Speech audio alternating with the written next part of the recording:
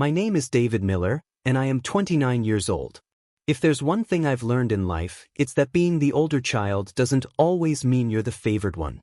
Sometimes, it just means you're the one expected to carry responsibility while the younger one gets to bask in attention. I grew up in a fairly normal American household. My father, Robert, worked hard as an accountant for decades, and my mother, Linda, kept the house running while working part-time at a local library. My brother, Jason, is 3 years younger than me. To the outside world, we probably looked like the classic suburban family. 2 kids, a house with a white picket fence, summers at the lake. But behind closed doors, things were never balanced. Jason was what you'd call the golden child. From the moment he was born, it felt like the sun rose and set around him. He had this charm that drew people in. Teachers, neighbors, family friends. Whenever Jason walked into a room, attention followed him naturally. And while I don't deny that he could be charismatic, it always came with a side of arrogance. He learned early on that our parents would bend over backward for him, no matter what. I, on the other hand, was the dependable one. The one who did his homework without being asked, who helped mow the lawn, who got a part-time job at 16 to help pay for gas and school trips. I was the kid who kept his head down, worked hard, and didn't cause problems. Maybe that's why I was easy to overlook. As we got older, the gap between us grew. I worked my way through college, balancing classes with a job at a hardware store, while Jason partied his way through. He failed 2 semesters before my parents decided to just pay his way through another school, convinced he just hadn't found his passion yet. Meanwhile, I finished my degree in business, found a decent job, and started working my way up in a logistics company. But even as my career grew, my parents' eyes were always on Jason. It wasn't just big things either. It was small moments too, the way Mom would light up when Jason walked into the room, how Dad would boast about Jason's half-baked ideas but never mention my promotions. Birthdays were a good example. Jason would get the big gifts, video game consoles, expensive shoes, gadgets, while I'd get a book or a sweater. Don't get me wrong, I love books, but it was the contrast that stung.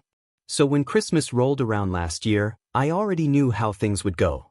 I'd drive over to my parents' house, bring gifts for everyone, smile through the family photos, and watch Jason get showered in attention. I prepared myself mentally for it, like I always did. But I had no idea just how far the favoritism would go this time. The house smelled like cinnamon and pine when I walked in that morning. Mom had gone all out with decorations, twinkling lights on every wall, stockings hanging perfectly over the fireplace, and a giant tree that looked like it came straight out of a holiday catalog. My parents loved Christmas, and I did too, even if it came with a sting of unfairness. Jason was already there, of course, lounging on the couch with a smug grin, sipping hot cocoa like he owned the place. He wore a brand new designer jacket, probably another early gift from Mom and Dad. "David, there you are." Mom greeted me with her usual warmth, hugging me tightly before stepping back to fuss over my coat. Come in. We've been waiting for you." Jason smirked. "Late as always, big bro." I checked my watch. "It's 9:05. We said 9. Details, he said, waving me off.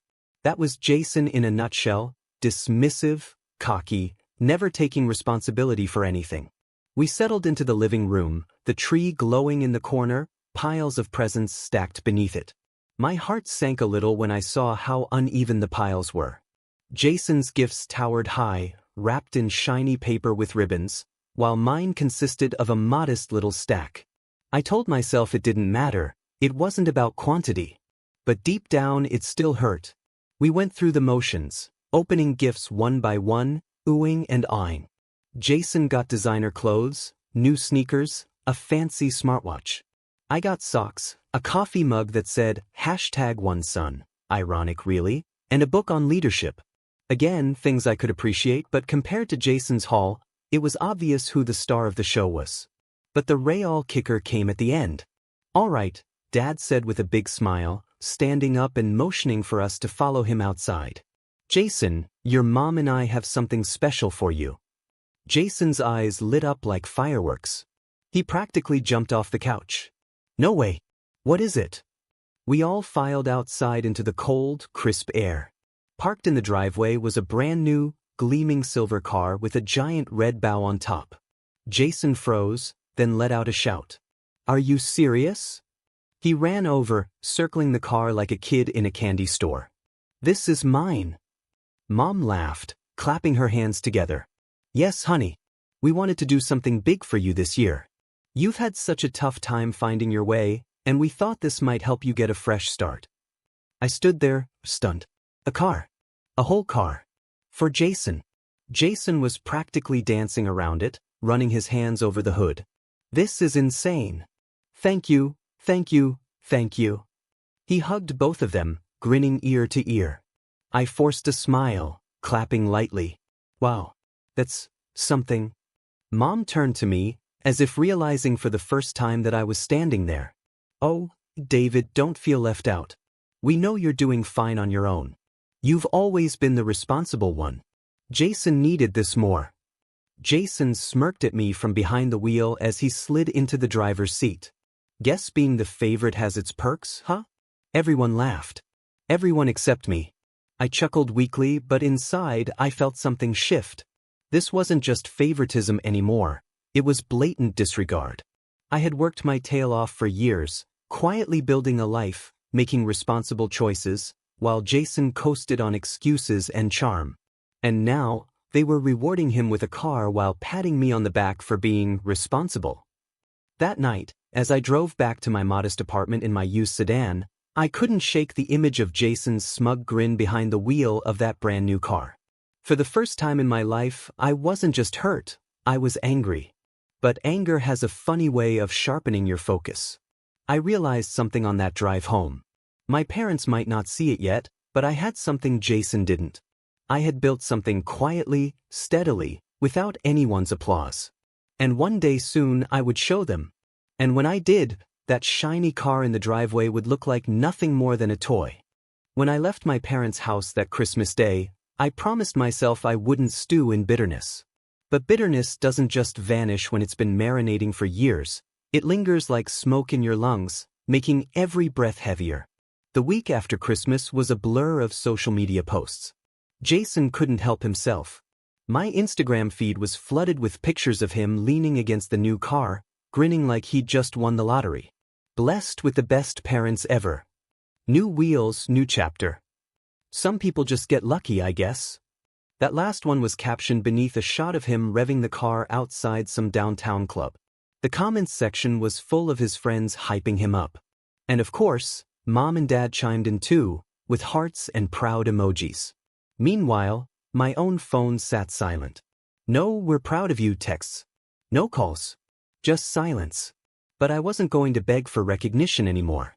Not this time. The first real fallout came at our usual Sunday dinner.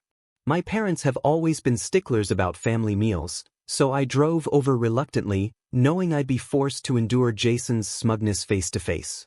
Sure enough, the moment I walked into the house, Jason jingled his car keys in my direction like a set of trophies. "Big bro, want me to drive you around the block? You know, so you can feel what a real car is like." I forced a laugh. "I think I'll survive with mine, thanks." Dad chuckled, clearly amused by Jason's swagger. "He's just excited. It's a big step for him." "More like a free step," I muttered under my breath. Dinner was roast beef with mashed potatoes. Normally, the smell would have comforted me, but that night it just sat heavy in my stomach. Jason dominated the conversation, regaling us with stories of where he'd taken the car already. Downtown clubs, late-night drives, picking up girls. At one point, Mom leaned across the table, smiling like Jason had just won a Nobel Prize. "Doesn't he look so happy, David? We haven't seen him this motivated in years. A car really does make a difference." I stabbed at my potatoes.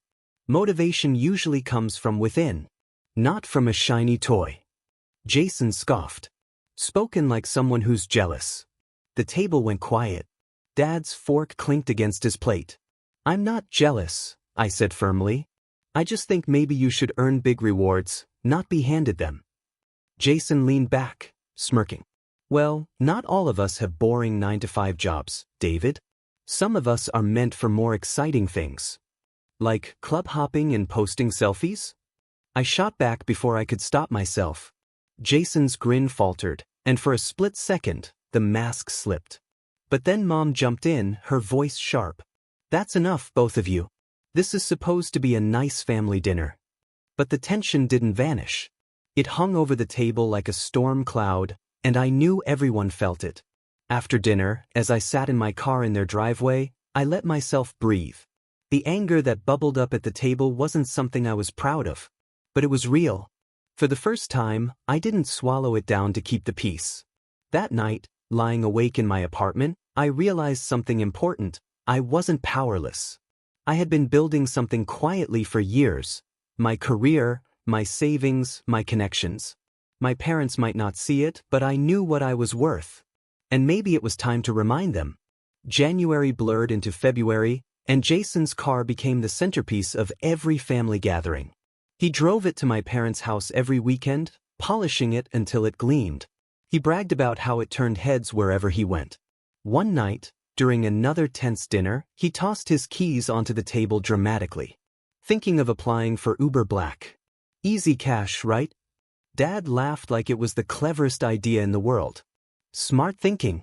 Use that car to your advantage." I nearly choked on my drink. Uber Black requires luxury vehicles. That's not one. Jason glared at me, but Mom brushed it off. "He's just brainstorming, David. Don't be so critical." It was exhausting. Every time I saw them, the spotlight was on Jason. And every time I tried to talk about my own work, like the promotion I was gunning for, my words slid off them like water on glass. But while they laughed at Jason's half-baked ideas, I was quietly moving chess pieces. I had been saving for years, and I had recently invested in something my family knew nothing about. A restaurant. 3 months before that infamous Christmas, I had been approached by a colleague whose uncle was retiring from the restaurant business. It was a cozy but profitable place in the city, known for its home-style cooking and loyal clientele. The numbers made sense, and after some negotiations, I had become a silent partner. By January, I was on track to buy it outright. It wasn't flashy. I hadn't told anyone yet, not even close friends.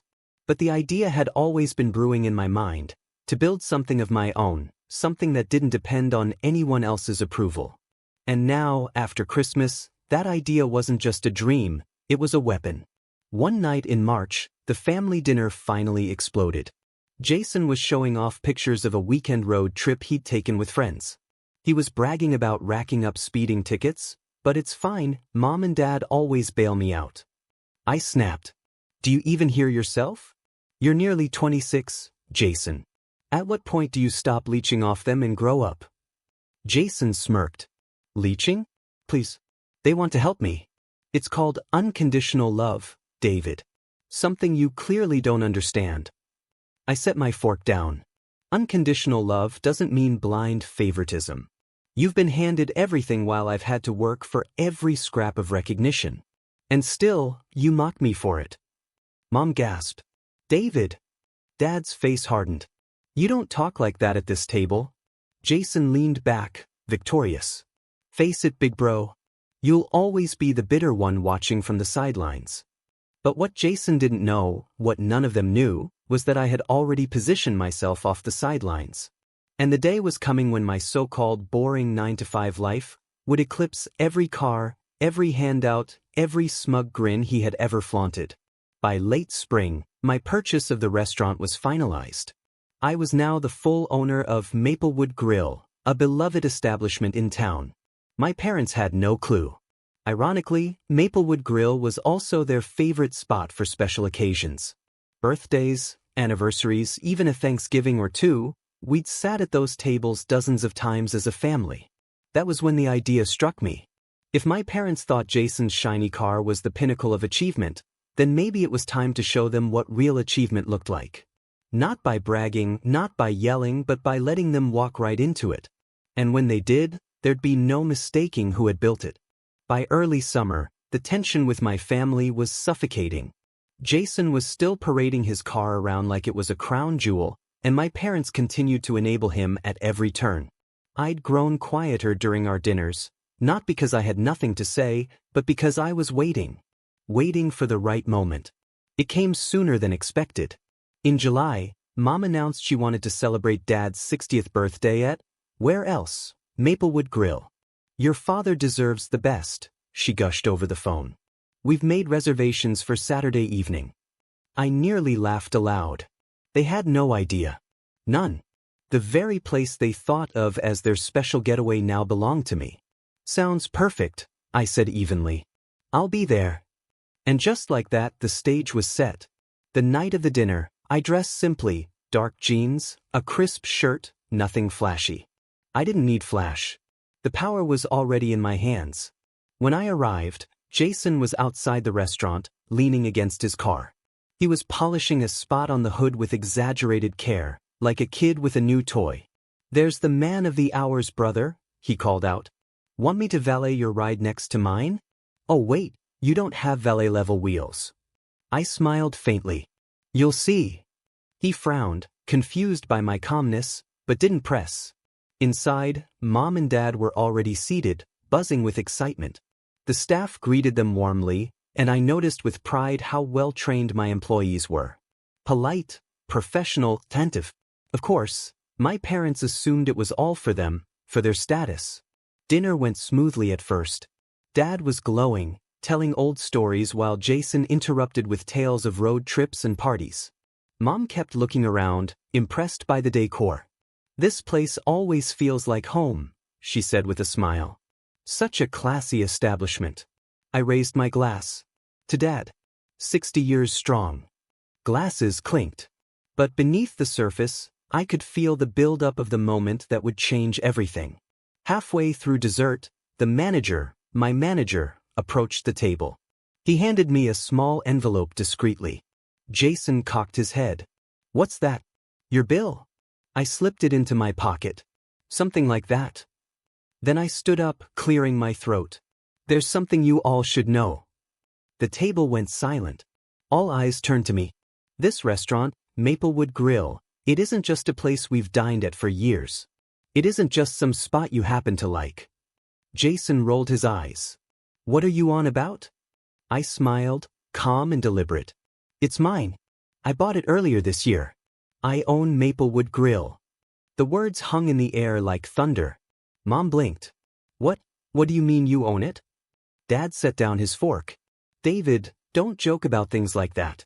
I pulled the envelope from my pocket and opened it, showing them the ownership documents the manager had prepared. My name was right there, David Foster, owner. The color drained from Mom's face. Dad's eyes widened. Jason actually laughed, a nervous bark. "You own this place?" "Yeah." "You couldn't even get a decent car for Christmas." I tilted my head. "You're right. I didn't get a car. I bought a business. While you were posting selfies, I was building something real." The table went dead silent again. Jason's smirk faltered.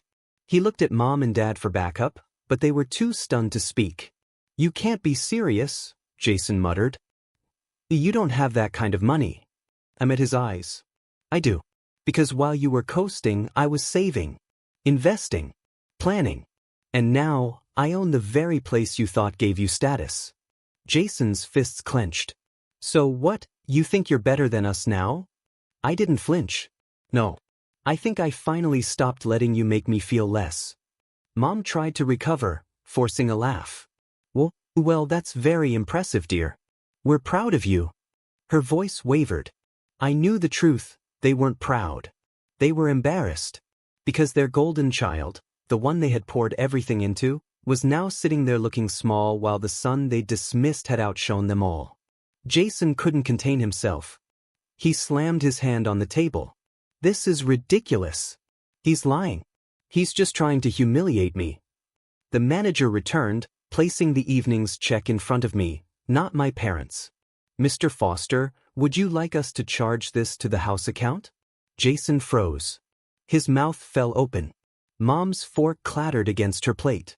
"Yes, thank you," I said smoothly. The manager walked away, leaving my family in stunned silence. Jason's face turned red. "You think you're some kind of big shot now? Just because you own a restaurant?" I leaned forward, my voice steady. "Not just because I own a restaurant. Because I built something on my own. No handouts. No favoritism. Just hard work. The meal ended in tense silence. Jason stormed outside, probably to sulk in his car. Mom and Dad muttered awkward congratulations, but the damage was done. They couldn't unsee it. For years, they had convinced themselves that Jason was destined for greatness while I was just average. But now, sitting in a restaurant with my name on the deed, they saw reality. Jason's car would eventually rust. His ego would fade. But what I had built would endure. In the weeks that followed, everything shifted. Jason stopped bragging so loudly. Mom and Dad grew oddly quiet when I came around. They treated me with a mix of caution and reluctant respect. But I didn't need their approval anymore. My quiet revenge wasn't about making them beg or humiliating them publicly. It was about reclaiming my worth. About proving to myself that I had been right all along to trust my own path. And perhaps the sweetest irony? Every time Mom and Dad wanted to celebrate something special now, they had to walk into my restaurant. They had to sit at my tables, eat the food my staff prepared, and be reminded with every bite that the son they underestimated had outgrown them. So yes, at Christmas they gave Jason a car. A shiny symbol of everything I wasn't, everything they thought I'd never be. But in the end, my gift to myself outshone them all. Because I didn't just buy a car. I bought the table they thought I'd never sit at. And that, more than anything, was the revenge they never saw coming.